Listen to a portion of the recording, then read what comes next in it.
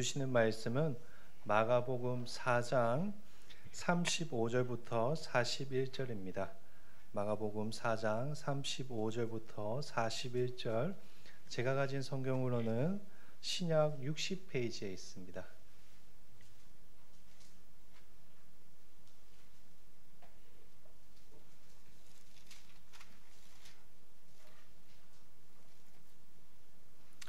한 절씩 교독하겠습니다. 그날 저물 때에 제자들에게 이르시되 우리가 저편으로 건너가자 하시니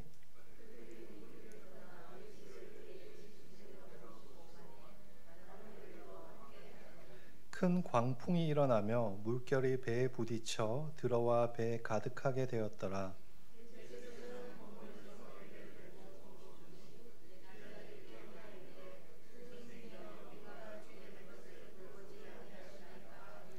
예수께서 깨어 바람을 꾸짖으시며 바다더러 이르시되 잠잠하라 고요하라 하시니 바람이 그치고 아주 잔잔하여지더라.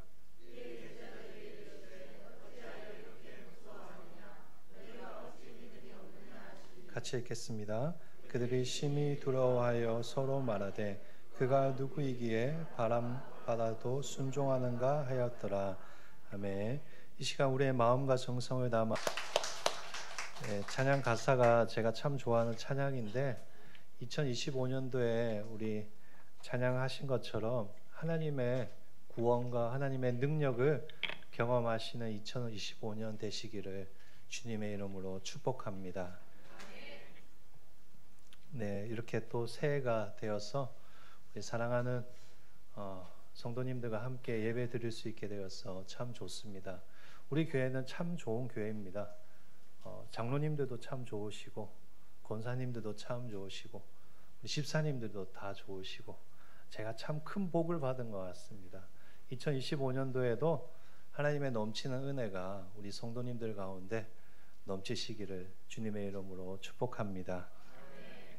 지난번에 저희가 마가복음 4장 말씀을 함께 나누었습니다. 이게 씨 뿌리는 자의 비유에 대해서 함께 살펴보았습니다. 기억이 나시나요? 네. 전혀 기억이 안 나시는 표정 같은데, 네. 기억나시죠? 이 씨 뿌리는 자가 무엇에 관한 비유라고 제가 말씀드렸습니까? 하나님 나라에 관한 비유입니다. 예수님께서 이 마가복음 4장을 보시면 이 비유들을 통해서 하나님 나라에 대해서 계속 가르쳐 주십니다. 마가복음 전체가 사실은 이 하나님 나라에 대한 가르침입니다. 본문 오늘 마가복음 4장 우리가 읽은 35절 바로 앞에 34절까지 보시면 이 예수님께서 여러 가지 비유를 통해서 하나님 나라에 대해서 가르쳐 주십니다. 등불 비유, 또 거자씨 비유, 누룩 비유 등을 통해서 하나님 나라에 대해서 열심히 제자들에게 열정적으로 가르쳐 주셨습니다.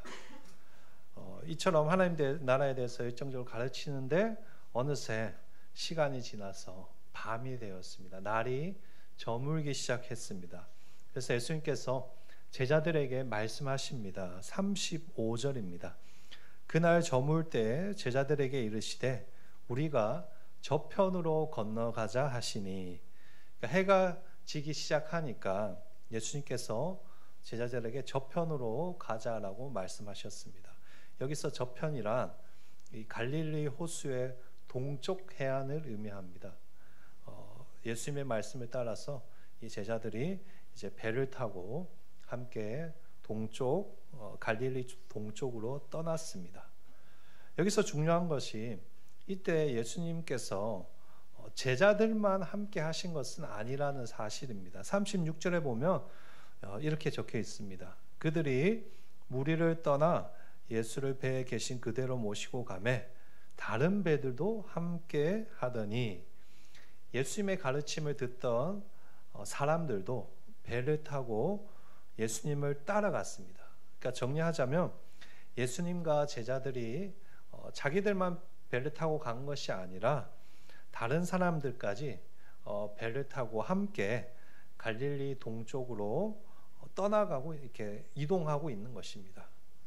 아마도 이 제자들과 이 사람들은 이 밤바다의 아름다운 풍경을 보면서 노래도 부르며 예수님과 함께 앞으로 할 여러 가지 사역들을 기대하면서 기대감에 부풀어서 갈릴리 동쪽으로 가고 있었을 것 같습니다. 그런데 문제가 발생합니다. 어떤 문제가 발생하는가 하면 37절에 보면 이렇게 적혀 있습니다. 큰 광풍이 일어나며 물결이 배에 부딪혀 들어와 배에 가득하게 되었더라. 큰 광풍이 일어났습니다. 갑작스럽게 배들을 집어삼킬 만한 큰 광풍이 불기 시작하였고 이어서 배에 물이 차기 시작했습니다. 그런데 지금 배에 타고 있는 이 제자들은 평범한 사람들은 아니었습니다. 베테랑 어부들입니다. 이런 상황들을 얼마나 많이 경험해 보았겠습니까? 어느 정도 그런 상황에 대처할 수 있는 사람들이었습니다. 그러나 이 상황을 봤을 때 해결할 수 없을 정도로 상황이 심각해진 것 같습니다. 계속해서 몰아치는 이 높은 파도가 배 안에 점점 물을 퍼붓기 시작하였고 그 물을 제자들이 퍼내기에는 역부족이었던 것 같습니다.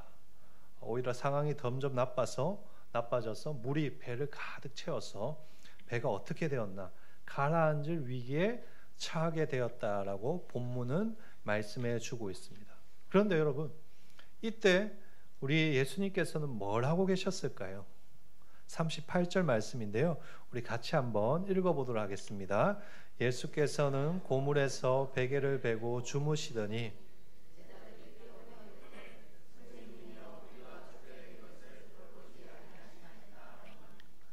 아이러니하게 이 상황 가운데 예수님께서 뭘 하시는가 하니 주무시고 계십니다. 사실 이 부분이 선뜻 이해가 되지 않는 부분입니다. 아니 파도가 쳐서 물이 배에 가득 찰 지경에 이르렀는데 어떻게 고나게 잠을 잘 수 있나, 잠을 주무실 수 있느냐라는 생각이 들 수밖에 없습니다. 물론 이 부분에 대해서 여러 가지 다양한 해석들이 있습니다. 어떤 신학자들은 이 부분을 가지고 인간의 몸으로 오신 예수님이기 때문에 하루 종일 사역하고 말씀을 전하다가 너무 피곤해서 깊은 잠에 빠진 것이다 라고 해석하기도 합니다. 또 어떤 사람들은 예수님께서 하나님을 절대적으로 신뢰하셨기 때문에 파도가 불든 배에 물결이 들어오든 상관없이 하나님을 의지하고 편안하게 주무신 것이라고 해석하기도 합니다. 그러나 저는 개인적으로 예수님께서 일부러 그렇게 하셨다라고 생각합니다.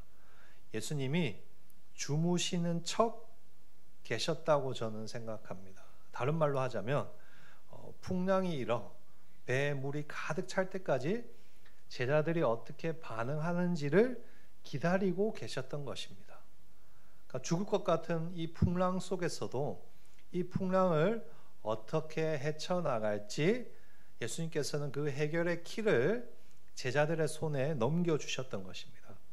그 상황에서 제자들이 무엇을 깨닫습니까? 자신들의 경험과 지식으로는 도저히 이 풍랑을 이길 수 없다는 것을 깨닫습니다. 자신들이 해볼 수 있는 모든 노력과 지혜와 경험을 총동원하지만 이 문제를 해결할 수 없다는 것을 깨닫게 되는 것입니다. 그리고 어떻게 할까요? 그때서야 예수님을 깨우면서 소리치는 것입니다. 예수님, 우리가 다 죽게 생겼습니다. 왜 우리를 돌보지 않으십니까? 배를 다루는 일에 있어서 전문가이고 이러한 상황을 어떻게 대처해야 되는지 잘 알고 있었고 또 자기들이 할 수 있는 것을 다 했지만 사태가 점점 악화되어 갔습니다. 그리고 마침내 죽음의 위협을 느낀 제자들이 그때서야 예수님을 깨워 도움을 요청한 것입니다. 그런데 이 38절을 이 헬라어 원어로 보면 어떠한 뉘앙스를 풍기고 있는가 하면 원망의 뉘앙스를 풍기고 있는 말씀입니다. 화가 나서 이 38절은 제자들이 화가 나서 예수님께 소리치며 따지고 있는 것입니다. 제가 쉬운 성경을 찾아봤는데 쉬운 성경, 우리 아이들이 보는, 우리 아동부 아이들 보는 쉬운 성경이 그런 뉘앙스를 조금 더 잘 표현한 것 같습니다. 한번 띄워주시겠습니까?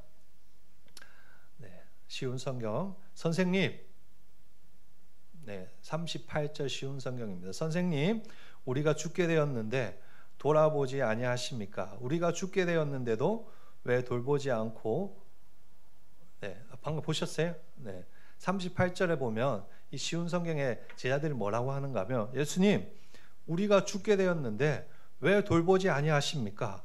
왜 우리가 죽게 되었는데 주무시고 계십니까? 이렇게 원망 섞인 말을 하고 있는 것입니다.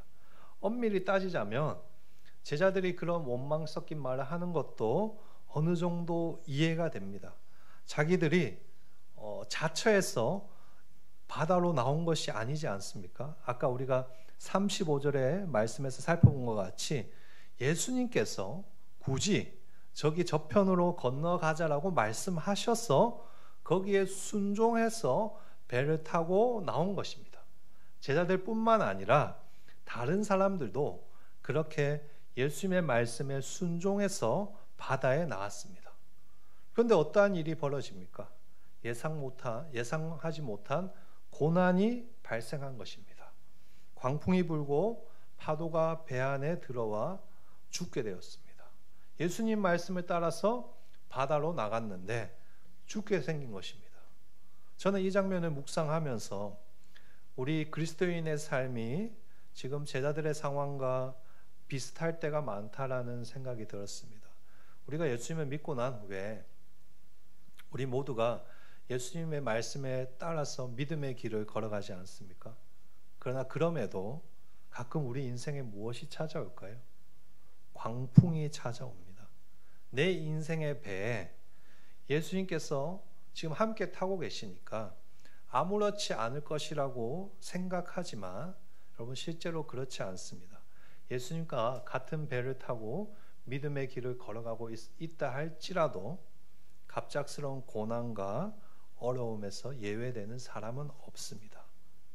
어찌 보면 우리가 살아가는 인생은 광풍의 연속이라고 표현할 수 있을 것 같습니다. 고난이라는 광풍은 때와 장소를 가리지 않습니다. 사람도 가리지 않습니다. 그 누구에게나 닥쳐옵니다. 예상치 못하게 갑작스럽게 고난이라는 광풍이 닥쳐오는 것입니다. 내 인생을 삼켜버릴 것 같은 눈물과 아픔의 큰 물결이 칩니다. 때로는 예상치 못한 사고로 내 삶 전체가 흔들리기도 합니다. 때로는 사이좋게 지내던 사람들과의 갈등으로 인해 내 마음에 억울함과 분노의 물결이 치기도 합니다.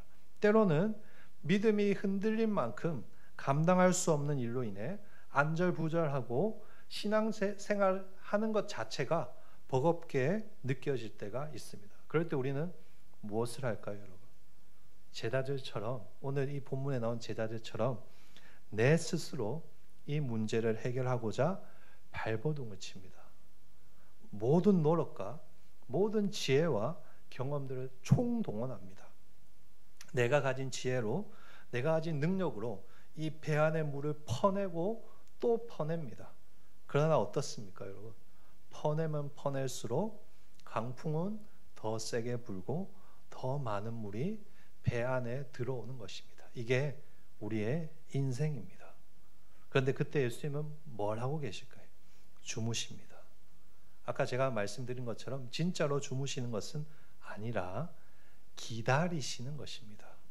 우리 스스로 깨닫고 돌아오도록 예수님을 찾기까지 예수님은 저 배 쪽 끝에 누워서 주무시는 척 기다리고 계신 것입니다.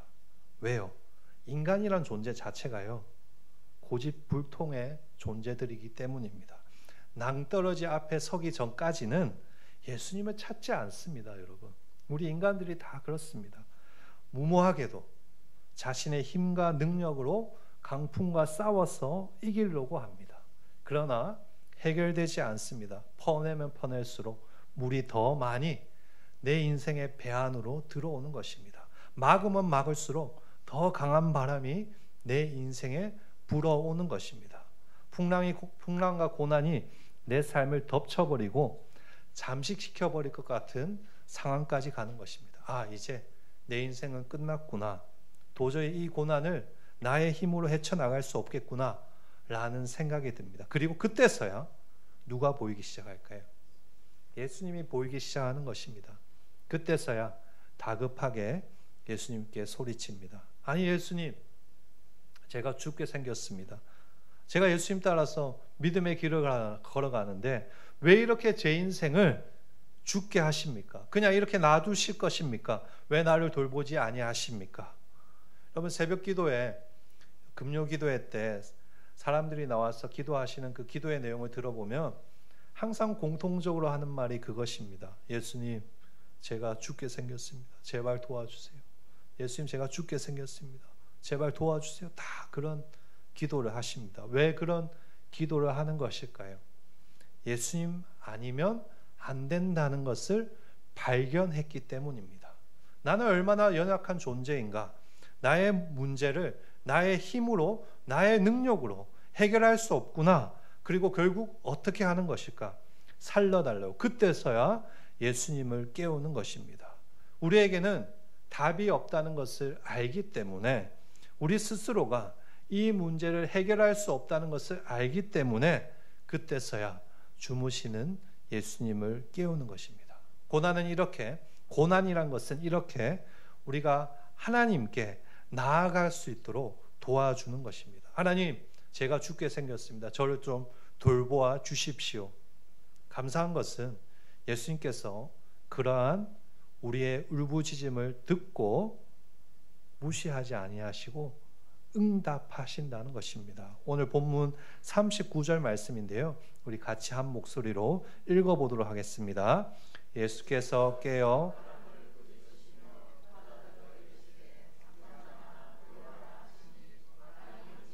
아주 잔잔하여 지더라. 아멘. 이 장면을 상상하면 참 재밌습니다. 아마 예수님은 주무시면서도 제자들이 자기를 깨우기를 기다리고 계셨을 것입니다. 그리고 제자들이 죽을 지경에 이르러서 그때서야 예수님을 깨우자 예수님이 마지못해 잠에서 깨어나십니다. 그리고 바람과 바다를 향해서 꾸짖으십니다. 잠잠하라, 고요하라. 그러자 어떠한 일이 일어났을까요? 놀라운 일이 일어났습니다. 바람이 그치고 파도가 잔잔하여졌습니다. 예수님은 제자들의 이러한 간절한 외침을 들으시고 말 한마디로 풍랑을 잠잠케 하셨습니다.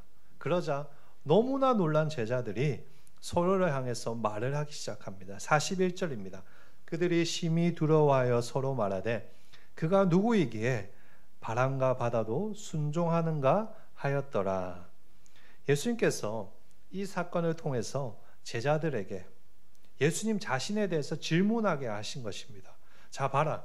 나는 저 광풍과 파도도 잠잠케 하는 그런 존재이다. 너희들은 나를 누구라고 생각하느냐? 그런데 이 예수님의 질문은 사실 본문을 읽고 있는 우리들에게 던지는 질문이기도 합니다. 자, 너희는 이 본문을 보면서 나를 누구라고 생각하느냐? 여러분 예수님이 누구라고 생각하십니까? 오늘 본문에 나타난 바람과 물결은 자연을 의미하지만, 맞죠? 자연이지만 아까 우리가 살펴본 것처럼 인생의 고난을 상징하는 것입니다. 이 두 가지 모두를, 자연과 사람의 인생의 고난까지 제어한다는 것은 사실 인간의 능력을 벗어난 일입니다.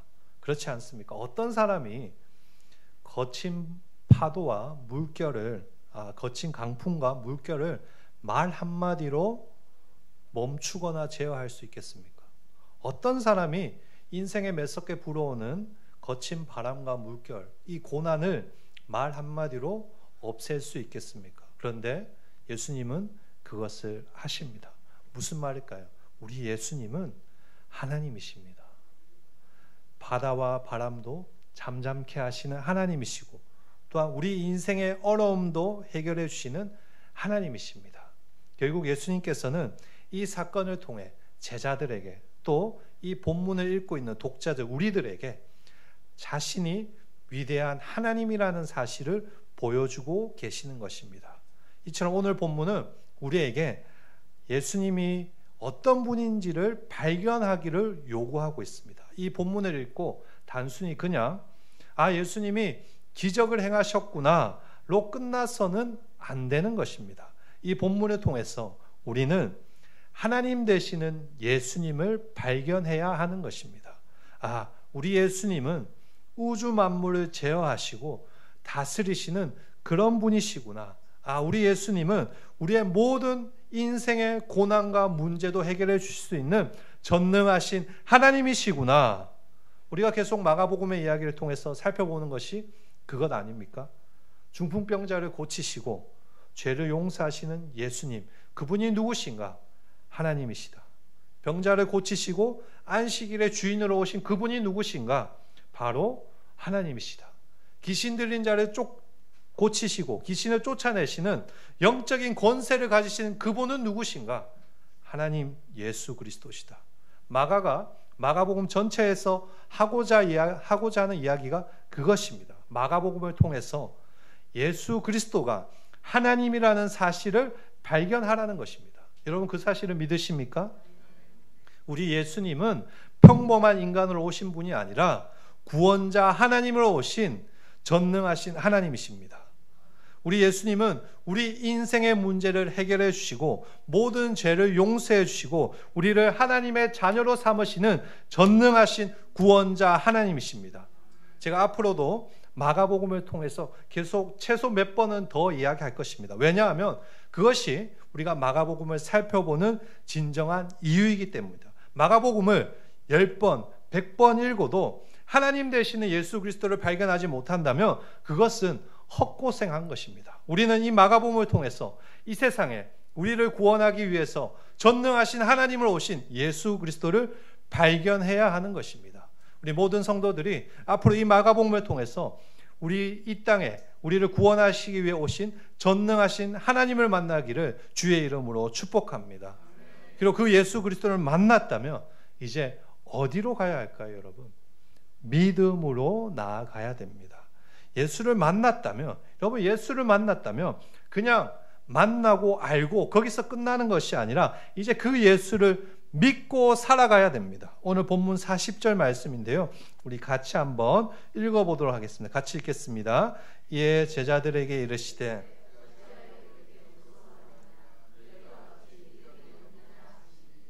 여러분 여기 보시면 믿음이라는 단어가 등장합니다. 그런데 이 믿음이란 말을 오해하셔서는 안 됩니다. 여기서 믿음이란 하나님을 의지해서 마치 예수님처럼 용감하게 바람과 파도를 꾸짖을 수 있는 그런 믿음을 의미하는 믿음은 아닙니다.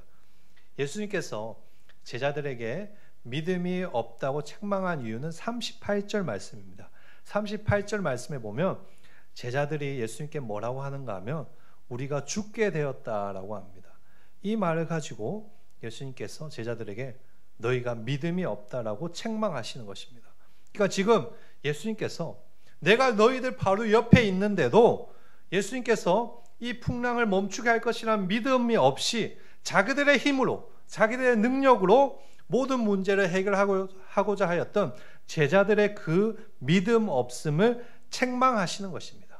따라서 여기서 말하는 믿음이란 예수님만이 이 상황, 이 문제를 해결해 주실 수 있는 전능하신 구원자 하나님이라는 것을 믿는 그런 믿음입니다. 제자들에게는 그런 믿음이 아직 없었습니다. 그러나 예수님께서 오늘 이 사건을 통해서 바다와 바람을 잠잠케 하는 이 사건을 통해서 그때서야 제자들에게 믿음을 주시기 시작합니다. 결국 예수님은 이 사건을 통해서 제자들에게 하나님이신 예수 그리스도를 믿도록 유도하고 계신 것입니다. 그런데 이 말씀을 묵상하면서 마치 이 말씀이 예수님께서 오늘날 우리에게 하시는 말씀처럼 느껴집니다. 어찌하여 무서워하느냐? 서지마 목사 너 어찌하여 두려워하고 떨고 있느냐? 내가 네 인생에 이렇게 같이 배에 타고 있는데 너는 어찌 그렇게 믿음이 없느냐? 내가 옆에 있으니 너는 나를 믿어라. 우리 성도들에게도 주님이 그렇게 말씀하시는 것 같지 않습니까? 사랑하는 딸아, 사랑하는 아들아, 어찌하여 그렇게 두려워하느냐? 내가 네 인생에 함께 하는데, 네 인생의 배에 함께 타고 있는데 왜 나를 깨우지 않느냐? 너에게 그런 믿음이 없느냐? 그 믿음을 가지라고 예수님이 말씀하시는 것입니다. 내가 할 수 없다는 것을 깨닫고 그 예수 그리스도를 깨워야 되는 것입니다. 여러분, 안 일어나시면 소리를 질러서라도 그 예수님을 깨워야 하는 것입니다. 여러분, 2025년 우리 인생에 수많은 풍랑들이 닥쳐올 것입니다. 그때 여러분은 뭘 하실 것입니까? 여러분의 힘으로, 여러분의 능력으로, 여러분의 지혜로 그 문제를 해결하실 것입니까? 한계가 있을 것입니다. 그 한계를 빨리 깨닫고 누구를 깨워야 될까요? 예수님을 깨워야 되는 것입니다. 여러분, 예수님을 몸을 흔들어서라도, 소리를 질러서라도 깨우십시오. 그 예수님께 나아가서 믿음으로 고백하십시오. 예수님, 이 문제는 제가 해결할 수 없는 문제입니다. 하나님, 이 관계는 제가 풀 수 없는 관계입니다. 주님, 도와주십시오. 주님, 제발 이 문제를 은혜 가운데 해결할 수 있도록 주여 도와주시옵소서라고 고백할 수 있는 우리 성도들 되었으면 좋겠습니다. 그때 주님께서 모든 광풍과 바다를 잠잠케 하시고 우리를 고난에서 건져내 주실 것이라고 믿습니다. 사랑하는 성도 여러분, 이제 새롭게 2025년이 시작됩니다. 아까 말씀드린 것 같이 2025년도에도 여러 가지 예상치 못한 광풍과 물결이 우리 인생에 찾아올 것입니다. 저도 이번 주에 예상치 못한 강렬한 강풍을 맞았습니다. 여러분, 목사라고 강풍 안 맞고 그런 거 아닙니다. 강풍은 언제나 누구에게나 예상치 못하게 찾아옵니다. 그렇다면 그 강렬한 강풍 앞에서 우리가 어떻게 해야 될까요? 우리 스스로의 힘과 능력으로 그 광풍을 헤쳐나갈 수 없습니다. 믿음의 눈을 들어서 내 인생에 함께 하시는 그 예수 그리스도를 믿음으로 깨우십시오. 내 힘으로 하려 하지 마시고 예수님을 깨우시고 그분께 맡기십시오. 우리 예수님은 강풍과는 비교할 수 없을 정도로 크고 놀라우신 구원자 하나님이십니다. 우리가 예수님을 깨워서 예수님께 도움을 구할 때 예수님께서 우리 인생의 강풍을 잠잠케 하실 것이고 우리에게 하늘로부터 내려오는 구원의 기쁨과 평화를 주실 것이라고 믿습니다. 오늘 말씀을 기억하면서 인생의 고난 가운데서도 믿음으로 구원자 예수 그리스도를 붙들며 살아가는 복된 인생 되시기를 축복합니다. 새롭게 시작되는 2025년 예수님을 믿고 의지함으로 고난 가운데서도 승리하며 차고 넘치도록 부어주시는 하나님의 은혜로 살아가는 우리 한일교회 또 우리 모든 성도님들 되시기를 주의 이름으로 간절히 축원합니다. 아멘. 우리 시간 함께 말씀을 생각하면서 찬양하도록 하겠습니다. 주 품에 품으소서 찬양하겠습니다.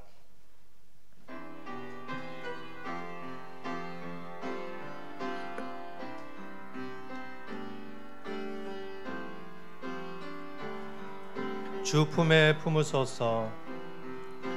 주 품에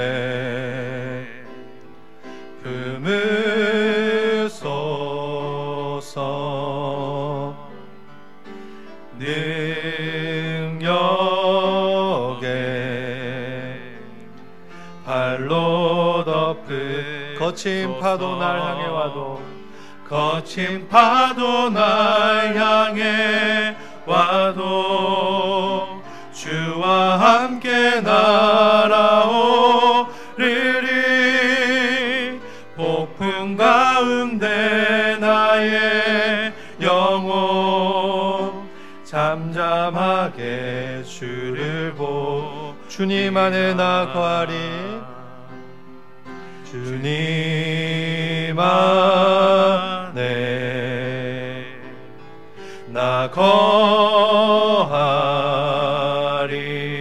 주 능력 나 잠잠히 믿네. 주 능력 나 잠잠히 두 손 들고 고백할까요? 거친 파도 거친 파도 날 향해 와도 주와 함께 날아오리.